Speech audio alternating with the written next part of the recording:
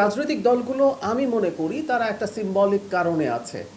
কারণ হচ্ছে একটা নিষিদ্ধ ঘোষিত দল, নিষিদ্ধ ঘোষিত আসলে কথাটা ঠিক না, আমরা টেকনিক্যালি যদি বলি, নাম যদি এভাবে বলি আওয়ামী লীগ দলটা নিষিদ্ধ হবে কি হবে না এই জিনিসটা একটু ক্লিয়ার করে রাখা দরকার। সেটার নির্ধারিত হবে আদালতে, আইসিটিতে। তারা মানবতা বিরোধী অপরাধে যুক্ত ছিল কি ছিল না সেই বিচারের পর নির্ধারিত হবে। যেটা হয়েছে ওই পর্যন্ত যেহেতু তারা বিচারাধীন থাকবে, সেই পর্যন্ত তাদের কর্মকাণ্ড নিষিদ্ধ থাকবে সন্ত্রাস দমন আইন 2009-এর অধীনে। সো তারা কর্মসূচি নিষিদ্ধ।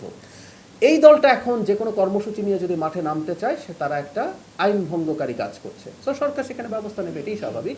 এবং রাজনৈতিক দলগুলোর আসলে ওখানে করার কিছু নেই। এটা তারা সিম্বলিকলি হয়তো মাঠে আছেন, যেহেতু তারা বলছেন তারা অনেক কিছু করে ফেলবেন। আর সেনাবাহিনী দেয়া নিয়ে আমি যেটা বলবো, এর মানে এই না যে অনেক কিছু তারা করে ফেলতে পারে। আমি ব্যক্তিগতভাবে মনে করি না আওয়ামী লীগের সেই রকম নৈতিক সাহসও আছে। মানে আপনার তো একটা নৈতিক সাহস লাগে।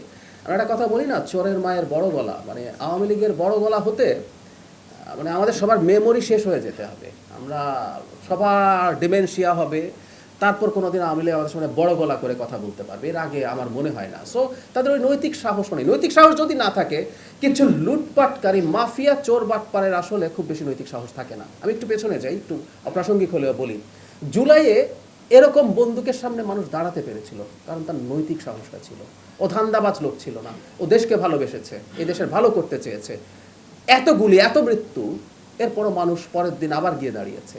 তো তাদের দিয়ে আসলে তেমন কিছু হওয়ার কোনো কারণ নাই। তারপরও সরকারের থেকে যেটা করা উচিত, যে কয়টা জেলায় তার মনে হয়েছে যে ঝুঁকি কিছুটা হলেও বেশি, কারণ কিছু খুব ছোটোখাটো নাশকতার সক্ষমতা হয়তো আছে, আর তাদের প্রচুর টাকা আছে, সেটা খরচ করে হঠাৎ করে কোনো নাশকতা করে কিনা, সেই জন্য যে জায়গায় ঝুঁকি বেশি মনে হয়েছে সেখানে সেনাবাহিনী রাখা হয়েছে জনগণের নিরাপত্তার স্বার্থে। এর মানে এই না যে সরকার মনে করে আওয়ামী লীগ অনেক কিছু করতে পারবে, আমি সেটা মনে করি না।